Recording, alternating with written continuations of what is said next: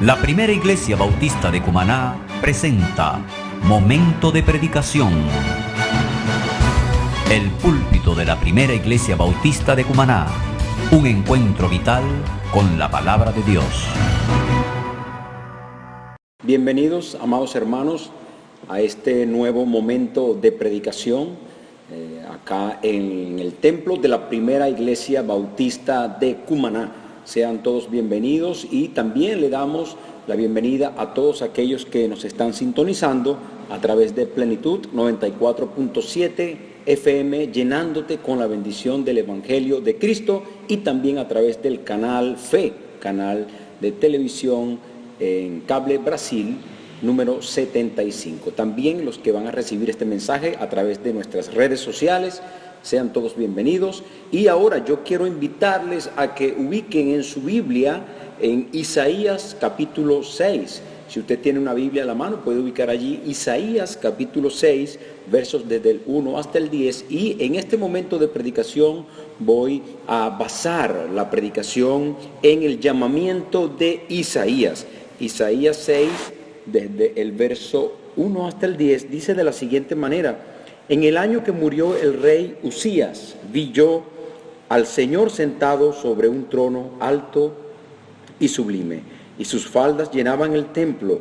Por encima de él había serafines, cada uno tenía 6 alas, con 2 cubrían sus rostros, con 2 cubrían sus pies, y con 2 volaban. Y el uno al otro daba voces diciendo: Santo, Santo, Santo, Jehová de los ejércitos, toda la tierra está llena de su gloria.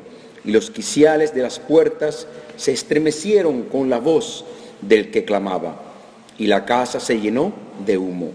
Entonces dije: ay de mí, que soy muerto, porque siendo hombre inmundo de labios, y habitando en medio de pueblo que tiene labios inmundos, han visto mis ojos al Rey, Jehová de los ejércitos. Y voló hacia mí uno de los serafines, teniendo en su mano un carbón encendido, tomado del altar con unas tenazas. Y tocando con él sobre mi boca, dijo: he aquí que esto tocó tus labios, y es quitada tu culpa, y limpio tu pecado. Después oí la voz del Señor que decía: ¿a quién enviaré? ¿Y quién irá por vosotros? Entonces respondí yo: heme aquí, envíame a mí. Y dijo: anda y di a este pueblo, oíd bien y no entendáis. Ved por cierto, mas no comprendáis.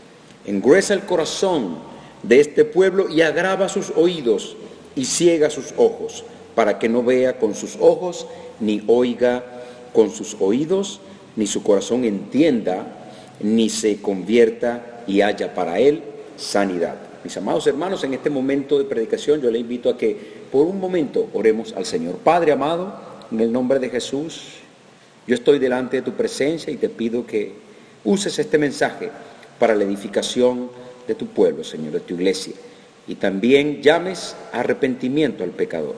Te lo pido en el nombre de Jesús, dándote las gracias. Amén y amén. Amados hermanos, y todo aquel que me está sintonizando en este momento de predicación, el contexto histórico de este pasaje de Isaías es el siguiente. El rey judío Usías marcó el fin de una edad dorada, de una edad maravillosa de vigor espiritual, de búsqueda de Dios, de relación con el Señor como nación Israel. Tenían un vigor espiritual esplendoroso. Sin embargo, aquí llega en este contexto histórico, llega Acaz y asciende al reinado, nieto de Usías. Y Acaz es considerado uno de los reyes de Israel más malvados, impíos y pecadores, que llevó a la nación de Israel tras pecados, tras abominaciones, tras idolatrías que fueron realmente detestables delante del Señor. El Señor muestra su decepción y podemos ir un momento para dibujar mejor este contexto histórico a Isaías capítulo 5, un poco antes, versos 4 y 7, y dice así: ¿qué más se podía hacer a mi viña que yo no haya hecho en ella? ¿Cómo esperando yo que diese uvas, ha dado uvas silvestres? Os mostraré pues ahora lo que haré yo a mi viña. Le quitaré su vallado y será consumida. Aportillaré su cerca y será hollada. Haré que quede desierta, no será podada ni cavada, y crecerán el cardo y los espinos, y aún a las nubes mandaré que no derramen lluvia sobre ella. Estimados hermanos, vemos cómo en este contexto histórico el Señor estaba decepcionado de la nación de Israel. Había una decepción porque habían hecho caso omiso a toda la siembra, todo el esfuerzo, por decirlo de alguna manera, que había hecho el Señor, podando, dándole el respectivo y correspondiente ornato a la nación de Israel, mandándole palabra, mandándole profecía, mandándoles mensajes directos a través de los profetas antiguos testamentarios, y nada de esto pues había hecho que ellos continuaran siguiendo al Señor. Más bien se habían ido tras una perversa idolatría. Dice el Señor que Él le quitaría el vallado, es decir, la protección, la bendición, y que sería consumida, es decir, que vendrían naciones extranjeras y tomarían a la nación de Israel y harían destrozos allí. El Señor muestra una decepción por la actividad infructuosa de Israel y muestra el juicio hacia Israel. Quedará desierta, dice el verso 6 del capítulo 5 de Isaías. Había una decadencia moral y espiritual en la sociedad cual nunca antes se había registrado en la historia de esta nación.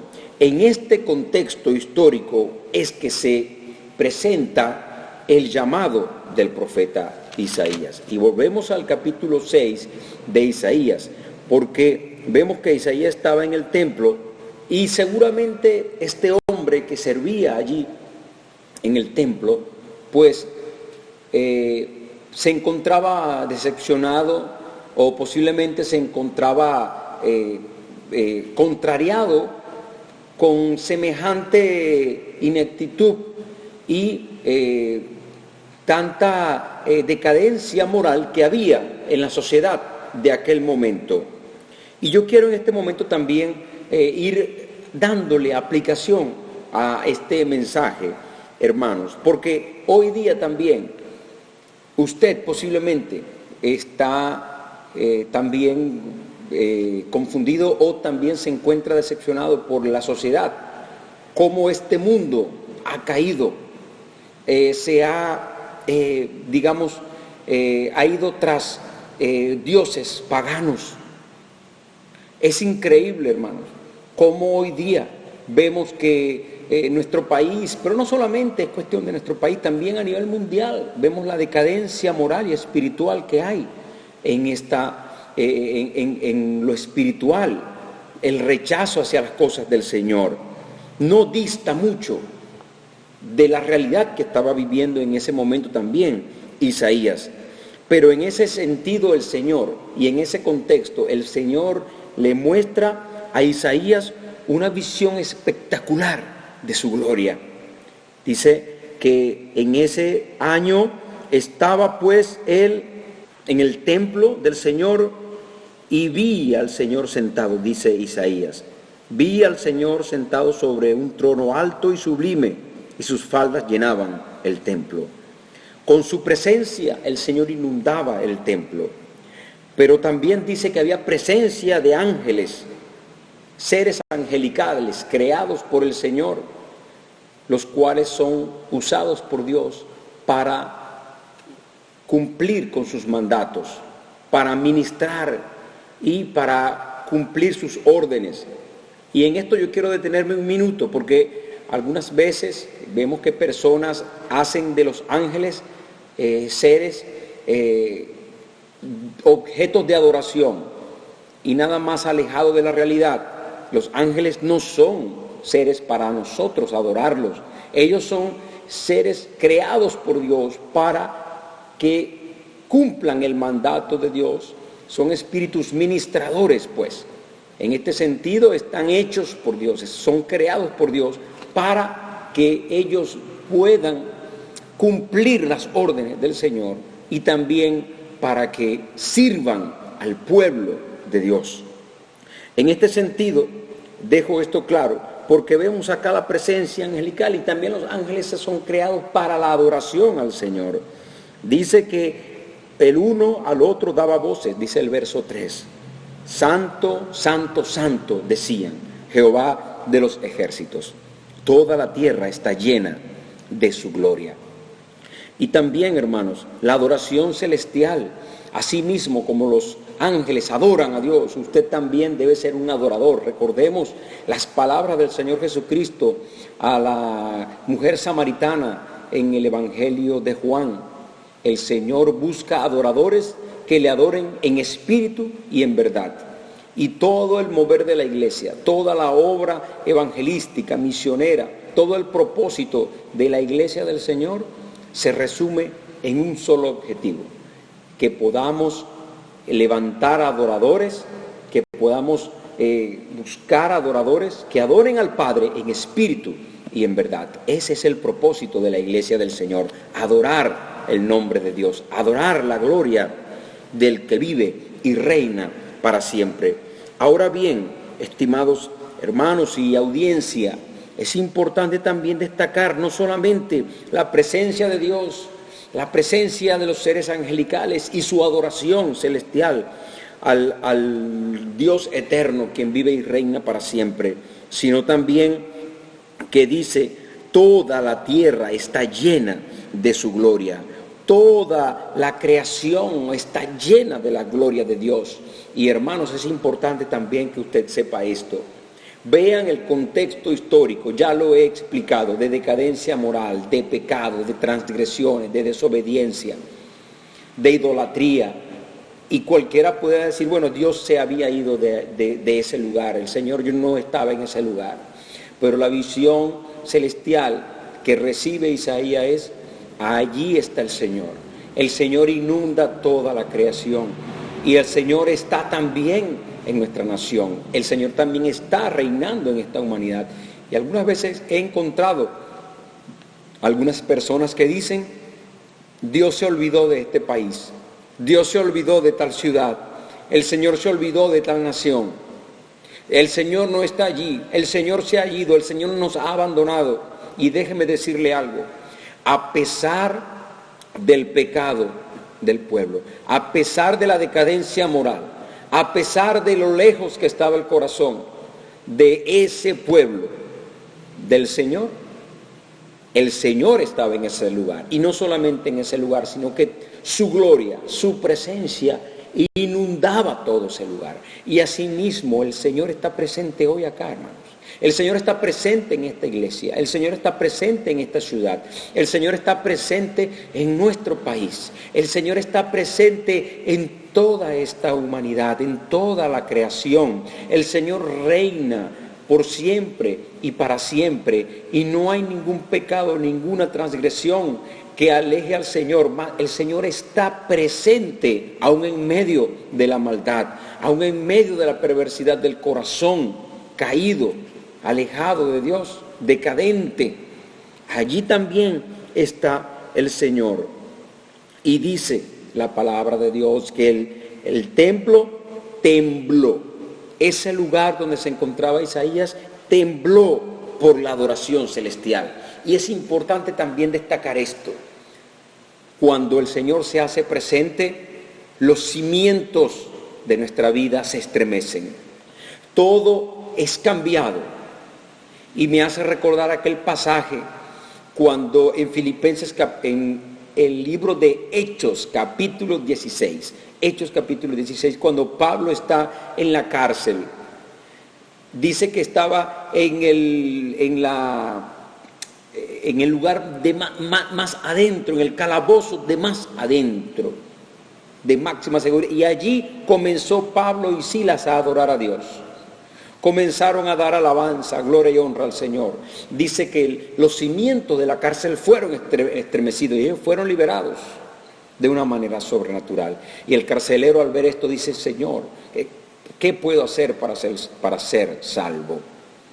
Cuando tú estás en problemas, cuando estás en dificultades, cuando estás viviendo y ves que en tu familia, que en tu matrimonio las cosas van mal, que en el hogar las cosas no están tan bien como tú quisieras, yo te recomiendo algo, mi hermano, mi hermana. Comienza a adorar a Dios, comienza a alabar el nombre de Dios, comienza a exaltar su presencia. Santo, santo, santo eres tú. Y en la adoración hay poder. En la adoración el Señor se manifiesta, se glorifica y nos sacude y nos muestra su gloria y cambia las cosas para que Él sea glorificado y bendecido por nosotros. Asimismo, con esta adoración de los ángeles, ese templo tembló y la casa se llenó de humo, dice, y es la presencia, la unción del Espíritu Santo. El Señor lo llena todo, está presente. Estaba presente en ese templo, estaba presente en toda la tierra, así como está presente hoy allí en tu casa, allí como está presente hoy justamente en este momento que estás recibiendo este mensaje. Mi estimado hermano y hermana, está aquí en este templo, está en tu hogar, está en el lugar de trabajo, está también en el lugar donde tú estudias, está en todo lugar.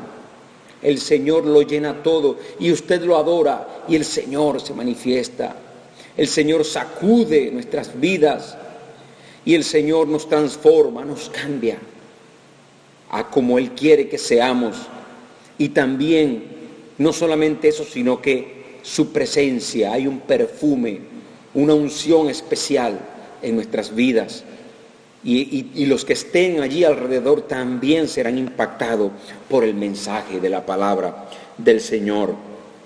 Amados hermanos, el verso 5 también nos dice algo muy especial de Isaías, capítulo 6. Entonces dije: ay de mí que soy muerto, porque siendo hombre inmundo de labios y habitando en medio de pueblo que tiene labios inmundos, han visto mis ojos al Rey Jehová de los ejércitos. Hermanos, cuando llegamos delante de la presencia de Dios, la mejor actitud es la de ser humilde y reconocer nuestra necesidad de Dios, reconocer la necesidad que tenemos de ser perdonados.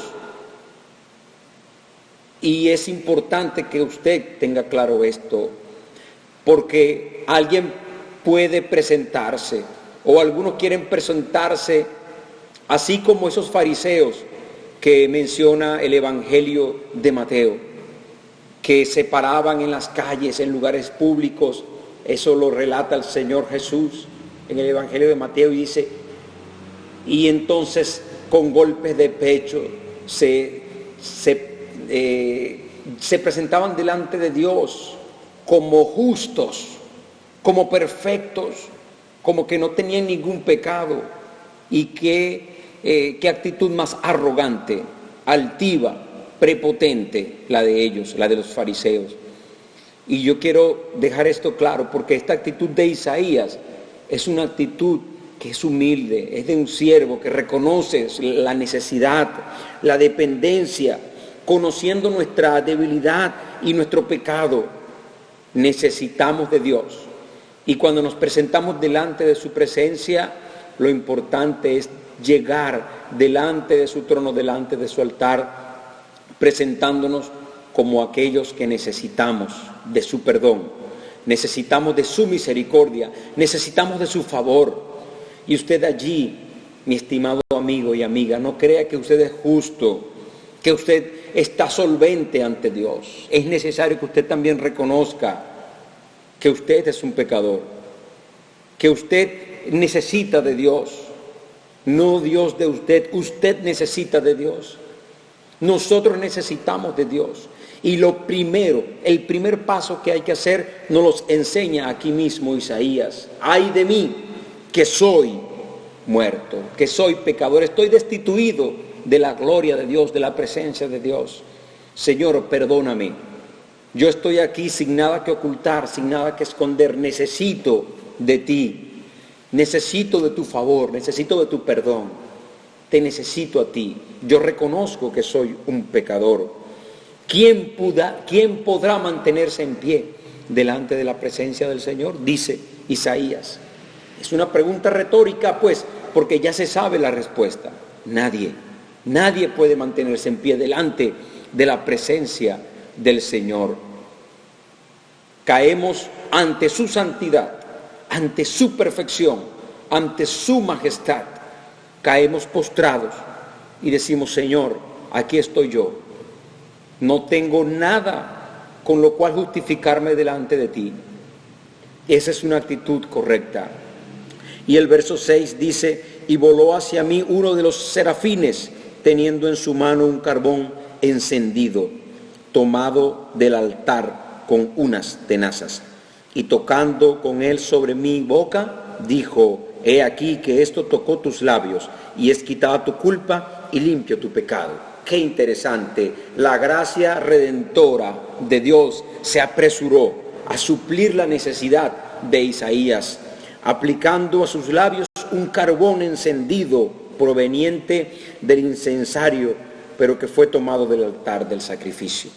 Es decir, el Señor tocó los labios de Isaías con un carbón encendido, símbolo del fuego purificador. La gracia de Dios se muestra en este pasaje, en este versículo, porque Isaías no tenía nada con lo cual justificarse ante Dios. De hecho, él dice: muerto soy, es decir, aquí quedé yo, no vivo más porque he visto la gloria de Dios. Pero el Señor le perdonó la vida, y no solamente eso, sino que tocó sus labios con ese carbón encendido, con fuego. Y el Señor nos purifica con fuego. El fuego es sinónimo en la palabra de Dios, es símbolo, representa la purificación que hace el Señor en nuestra vida a través de la presencia de su Espíritu Santo en nuestras vidas. Y es importante que cuando nosotros entendamos esto, cuando nos presentamos ante Dios y reconocemos nuestra culpa, nuestra debilidad, nuestra dependencia, nuestro pecado, el Señor se apiada de nosotros y entonces también nos ofrece su perdón. Y no solamente nos perdona, sino que también nos da vida, purificándonos a través de la presencia del Espíritu Santo. Cuando usted recibe a Jesucristo como Señor y Salvador, usted es purificado, santificado, hecho acepto delante de la presencia de Dios. Y el Espíritu Santo le purifica, le santifica, le prepara para poder estar delante de la presencia del Señor en olor grato, sin culpa, sin pecado, a través de la sangre preciosa del Cordero inmolado de Dios, a través de Jesucristo el Señor. Y Cristo vino para limpiar nuestra culpa, para quitar nuestra culpa. Cristo vino para purificarnos, santificarnos y bendecirnos con su preciosa sangre. Es importante también destacar que Isaías no solamente, hermanos, es purificado y santificado, sino que también es equipado para alabar, para bendecir y para orar y para también proclamar la palabra de Dios. Sigue en los versos y dice el verso 8: después oí la voz del Señor que decía: ¿a quién enviaré y quién irá por nosotros? Entonces respondí yo: heme aquí, envíame a mí. Y dijo: anda y di a este pueblo: oíd, vean y no entiendan, ved por cierto, mas no comprendan. Hermanos, es importante también destacar en este momento de predicación que cuando nosotros llegamos ante Dios y reconocemos nuestro pecado, nuestra culpa, en humildad, el Señor nos perdona, el Señor nos santifica, pero también el Señor nos envía con una misión y un mensaje. Y este es el cuarto punto que yo quiero tratar acá. Hermanos amados, el Señor nos envía con un mensaje para esta sociedad, para este mundo que está, así como lo dije al principio, está perdido en sus delitos y pecados, trastornado por su culpa, por su transgresión, por su altivez, prepotencia ante Dios. Han querido vivir su vida sin Dios, apartando la Biblia de sus vidas, apartando los preceptos bíblicos, no tomando en cuenta la palabra del Señor. Y no hay nada más errado, no hay nada más equivocado que pretender vivir la vida sin Dios, apartar al Señor, porque eso lo que hace es entregar a las personas a su vana manera de vivir. Dejar al Señor a un lado implica entregarse a una vida de pecado, una vida licenciosa, una vida que no agrada al Señor, y era lo que estaba pasando por el reinado de Acaz en la nación de Israel. Y hoy yo quiero decirte a ti, el Señor te ha perdonado y te ha santificado, a ti, amado hermano y hermana, para que tú vayas y proclames las verdades eternas del Evangelio, que Cristo vino para salvar, para perdonar, para purificar, santificar y para también equiparle, para ir y hacer muchos discípulos que adoren al Padre en espíritu y en verdad. Hermanos, la decadencia en términos éticos, morales y espirituales hace imperativo la intervención divina en nuestra sociedad, para salvación a todo aquel que cree y para juicio y condenación al que rechaza el Evangelio, así como lo dice el Evangelio de Juan capítulo 3, verso 17 y 18. Así dice la palabra del Señor: porque no envió Dios a su Hijo al mundo para condenar al mundo, sino para que el mundo sea salvo por él. El que en él cree no es condenado, pero el que no cree ya ha sido condenado, porque no ha creído en el nombre del unigénito Hijo de Dios. Yo quiero terminar este mensaje, este momento de predicación, trayendo a reflexión los siguientes puntos. A pesar del deterioro moral y espiritual de la sociedad israelita, el Señor estaba presente allí. Asimismo, a pesar de la decadencia moral y espiritual y el pecado de nuestro pueblo, de nuestra nación, el Señor está presente en nuestro país. El Señor está presente en nuestra ciudad. A pesar de los muchos pecados en tu matrimonio, en tu hogar, el Señor está presente allí también. Y la gloria de Dios llena ese hogar. La gloria de Dios llena ese matrimonio. La gloria de Dios llena nuestra ciudad, nuestro país.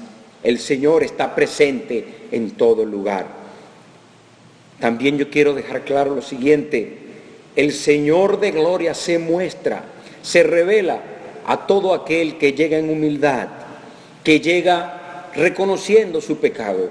Si tú estás en pecado, si tú le has fallado a tu esposa, a tu esposo, a tus hijos, a tu supervisor en el trabajo, a tu empresa, es importante que tú te presentes delante de la presencia de Dios y reconozcas tu culpa, reconozcas tu pecado, le pidas perdón al Señor.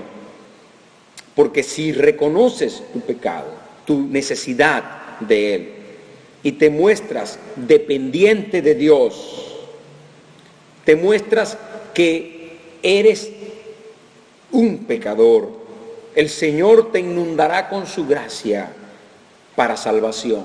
El Señor te transformará.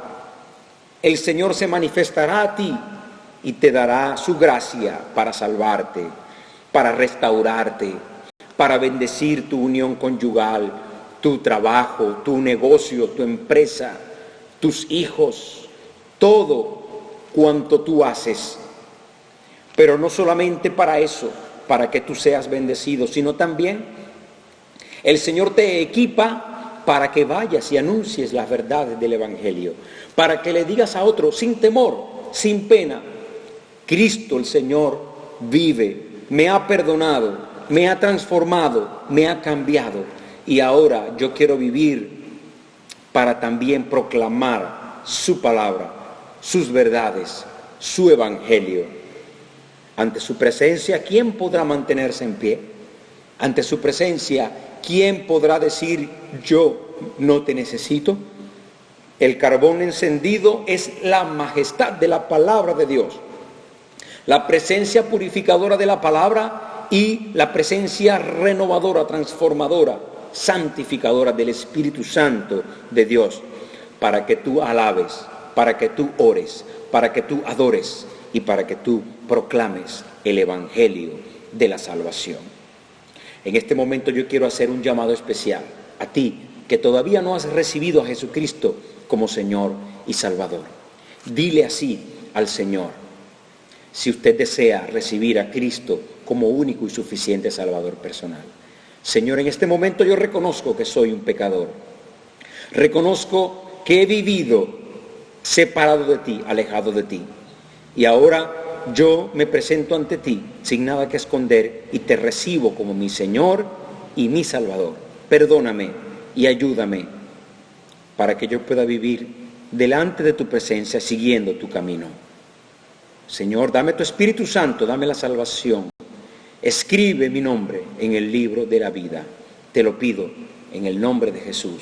Amén y amén. Si has hecho esta oración, la palabra de Dios asegura que eres salvo, que has recibido la vida eterna, eres perdonado, ya no tienes nada que temer. Cristo es tu Señor y tu Salvador. Ahora esfuérzate en la gracia del Señor Jesucristo. Ahora busca una iglesia cristiana donde congregarte, una iglesia cristiana donde te enseñen la palabra del Señor. Te invito a que te reúnas con nosotros en la primera iglesia bautista de Cumaná, acá mismo en la avenida Panamericana, número 109, en Cumaná. Que Dios te bendiga y que Dios te guarde.